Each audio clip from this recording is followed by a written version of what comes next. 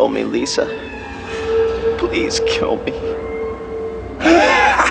Fear is a strong emotion. We seek the thrill we get from fear, and perhaps that is why amusement park rides, despite how edge of the seat they may be, are so popular. Over the past few decades, we have seen a significant rise in good quality horror media, whether it is in literature, movies, podcasts, mangas, comics, or just creepypasta stories. The horror icons in all of these media have terrified us, and for some messed up people, these horror icons serve as an inspiration. And yes, I'm referring to the Slender Man stabbing case of the two young girls. But regardless of said messed up things, these horror icons are terrifying on their own accord. I guess there is an added layer to it when we see the words based on a true story. Wes Craven's Nightmare on Elm Street is a genre-defining horror movie. But would it surprise you if I said it is based on a true story? If you are ready to face your biggest fears and search the all-encompassing darkness for what lurks in it, then this is the video for you. Join us as we uncover what motivated Wes Craven to make this horror classic in the first place. Before we go into our explanation, we have a very small request.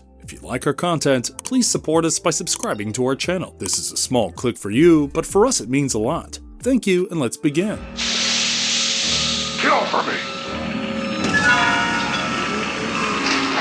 What is Wes Craven's Nightmare on Elm Street? Well, if you are a horror fan, there is no way you have not heard about Nightmare on Elm Street because it is simply that popular. This franchise has 9 films, novels, comic books, and a television series. So for sure, you have seen one of them at least. But if you haven't, do not worry, I will tell you about the story overall. So the basic premise of this supernatural slasher is that there is a character called Freddy Krueger, and he was not at all a good guy. He used to murder children, and he almost got away scot-free. But to ensure that justice was served, the vengeful parents of the murdered children decided to take matters into their own hands. They eventually burned him alive, getting rid of him for good. However, Freddy did not plan on staying dead, returned from his grave as an apparition and started haunting the teenage residents of the fictional town, Springwood. He would terrorize them in their dreams, and then when he got his hands on them, he would of course murder them. Now, you might think, well, he is just showing up in a nightmare. How bad can it get? Well, pretty bad, because whatever he does to them in the dreams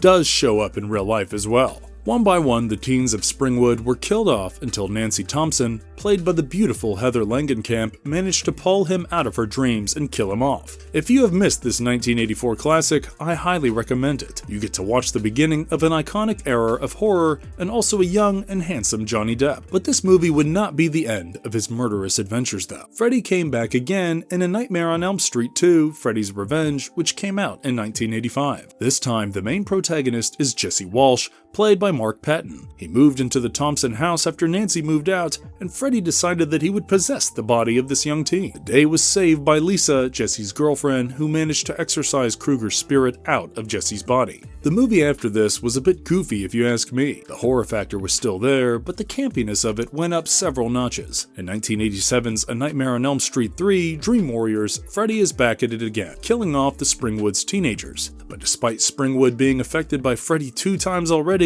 the people yet again did not believe that this was Freddy's doing. They assumed the kids were doing mass killing, and so the rest of the teenagers were put in a mental institute to keep them safe. Obviously, this just gave Freddy the leeway he needed because the psychiatric hospital would obviously put the kids to sleep, and the moment they happened to be asleep, it was just free real estate for Freddy. Eventually, Nancy Thompson from the first movie shows up at this mental institute as an intern and notices the patterns. She helped the children find their dream powers, which helped them defeat Freddy. This time around, Amanda Krueger, Freddy's mom, shows up as an apparition to one of the kids and tells them to bury Freddy's remains in a hollowed ground in order to stop him. But before the kid could do that, Freddy managed to kill off Nancy. The fourth movie continues this whole dream power shenanigan in 1988's A Nightmare on Elm Street 4, The Dream Master. In this movie, we follow Kristen from the last movie who accidentally released Freddy from his eternal slumber. And what is the first thing Freddy does after being released? Why? Kill children, of course. He even kills Kristen, but right before he does, she manages to give her dream powers to Alice Johnson, played by Lisa Wilcox. Alice, who has no idea about these things, inadvertently starts to supply Freddy with more victims, as when she sleeps, she pulls others into her dreams. Freddy, seeing this as a grand opportunity, keeps killing more children. Eventually, Alice sees that something is off and starts showing traits of her late friends,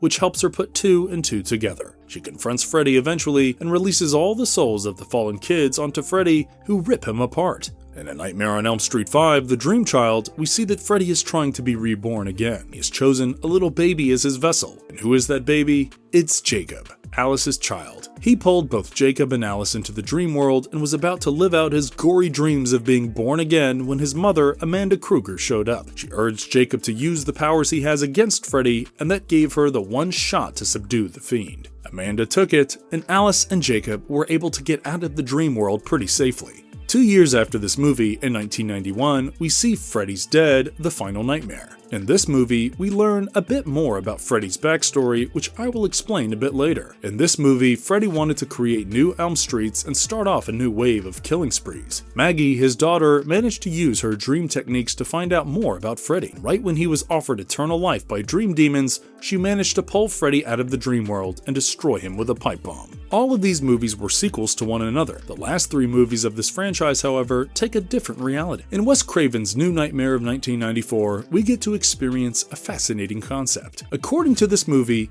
every other movie we have seen so far is just fiction. Craven plays himself, Englund plays himself, Nancy plays herself, you get the drift. According to this movie, the character of Freddy Krueger is actually an evil entity which is trapped in the movies where its tale is being told. Now that the movies have stopped, this entity wants to go out into the real world. It sees Heather Langenkamp as Nancy, the first ever person to defeat it, and kidnaps her son into the dream world. To defeat this entity, Heather had to play Nancy one last time and persuade the entity just enough until she could trap it in a furnace and destroy him for good.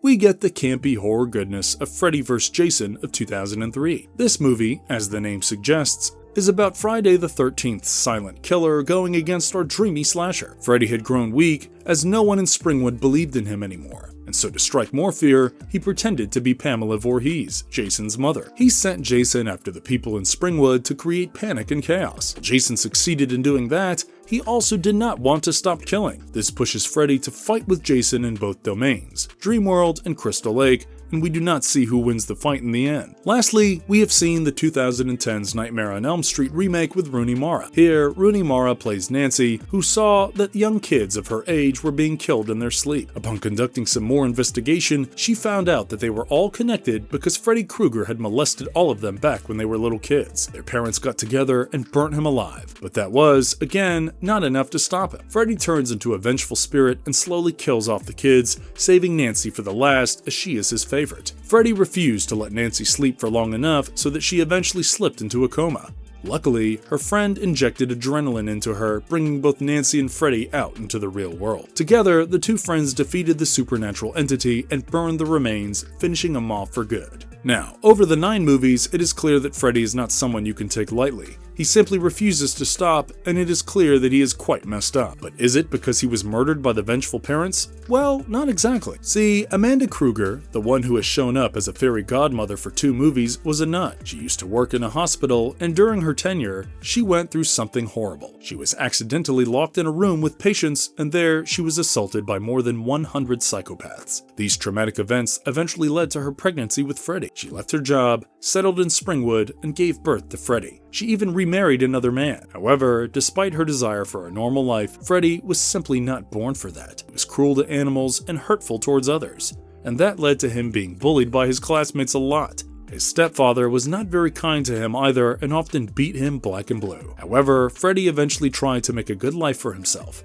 He got married and had a kid, but his urges got the best of him. He went on a rampage killing kids, earning him the title of Springwood Slasher. He was caught, but he was released because of a technical error. Someone did not sign the warrant in the appropriate place. Obviously then, the vengeful parents locked him up in the boiler room and set him on fire. After this horrific incident, the Elm Street parents decided to stay quiet about it. They did not want their teens to suffer from this knowledge, and Freddy Krueger was always chalked up to being an urban legend. The kids started being killed one by one. The parents were understandably shocked hearing a name they know all too well, which adds an interesting layer to the story. Personally, when I watch Nightmare on Elm Street, the main theme that pops out to me is childhood trauma and how it can have a long-lasting effect on anyone. The children who went through the horrible things had their own set of issues, and the parents, who were just trying to protect their kids by not coming clean, unintentionally made everything worse. The redemption that drives Nancy and all of the female protagonists of the movies is genuinely such a satisfying thing to watch. Also, the concept of horror that crosses over from your fantasy world into reality Freddy is terrifying. So yeah, as you can guess, this movie holds a special place near my heart.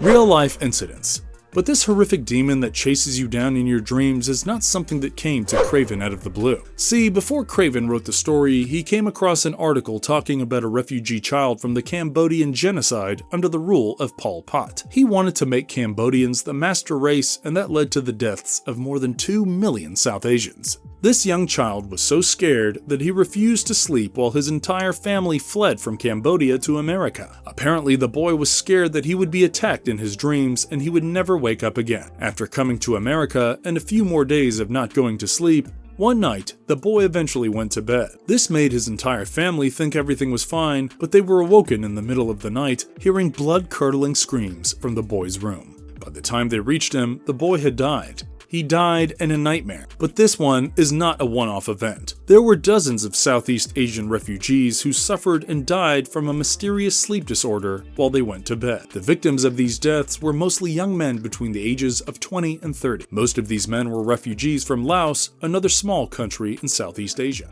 The Hmongs were a minority race of Laos who were persecuted by everyone after the CIA recruited them to fight the North Vietnamese soldiers in the Vietnam War. About 30,000 or more Hmong soldiers helped the US out in their fight in the Northern Highlands, but they also died in far greater numbers than their American fellows. The war ended in 1975 and Laos became a communist country. The Hmong people were viewed as traitors and were forced to become refugees in Thailand or the US to save their lives. Understandably, these young men had gone through a version of hell that really left a mark on their souls. These mysterious deaths first started being noted in 1978. From 1978 to 1981, 13 Hmong men died in their sleep. On investigation, it was found out that all of their hearts were damaged. The nerve fiber that sent signals to the heart from the brain was severed completely, almost like their heart went through a short circuit. But why this was happening, no one knew. This was called Sudden Unexplained Nocturnal Death Syndrome, or SUNS, and the Centers for Disease Control and Preventions, or CDC, investigated it at great length. However, no concrete medical explanation was found. The Hmongs themselves believed that they were being punished by their ancestors for leaving their homeland. This stress, as well as the other stressors from the war, could have been the reason, but that is just speculation at this point. How horrified do you have to be to die in your sleep like this? Having your heart fail on you while you are trapped in a nightmare?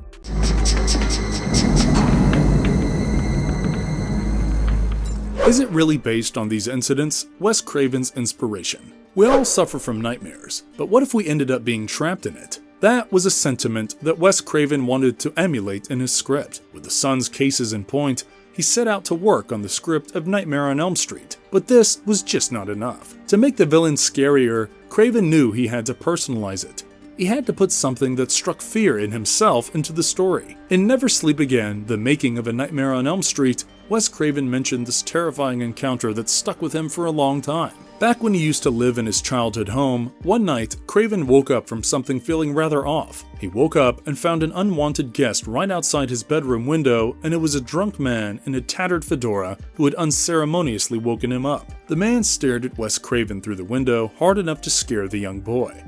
As most kids do, he hid under the blanket and hoped everything would be okay. When he felt like he was safe, he carefully made his way to the window and peered outside, but the man was still there. It was as if the man knew the young child was there, peering at him from the gap between the blinds. The creepy man maintained his gaze on Wes Craven's bedroom window as he walked away from the house.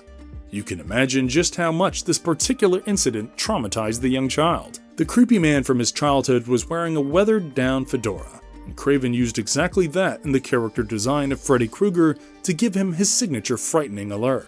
As he grew up a fundamentalist Baptist, Craven saw how his parents refused to express their emotions. This suppression of rage, joy, and pleasure were all things that were indoctrinated within him as he grew up. While writing Nightmare on Elm Street, Craven focused on the suppression of emotions, trauma, and guilt as the main topic to highlight the consequences of this practice. When Wes Craven was working on Freddy's character design, he read a scientific article that told him that the hardest combination of colors for the human eye is red and green. Deciding that would be perfect to horrify the watchers on a subconscious level, Wes Craven added that into Freddy's costume, giving him his iconic red and green stripes to make sure anyone could recognize him in an instant. While the color of the jumper and tattered fedora is surely iconic in its own ways, the most iconic part about Freddy Krueger is his name. This name of his is also inspired from Wes Craven's childhood, specifically from his childhood bully named Fred Krueger. Wes Craven wanted to portray an adult who enjoyed terrifying children, and from that idea, the iconic Freddy Krueger was born. Marvelous verdict. Nightmare on Elm Street is a franchise that is far more than just a movie. While on the surface it can be classified as just another iconic slasher film, with all the history and inspiration behind it, you can understand just how much love was put into this project. Freddy is the epitome of reality-bending horror, and I, for one, enjoyed learning more about his origin. Let us know in the comments which aspect of it all you enjoyed the most. Do you think you would be able to distinguish between reality and fantasy when a knife-wearing maniac chases you down? Let us know. Until next time, take care. And if you liked our content, don't forget to leave a like and subscribe to us if you haven't already. Have a good one and be safe. Thanks everyone.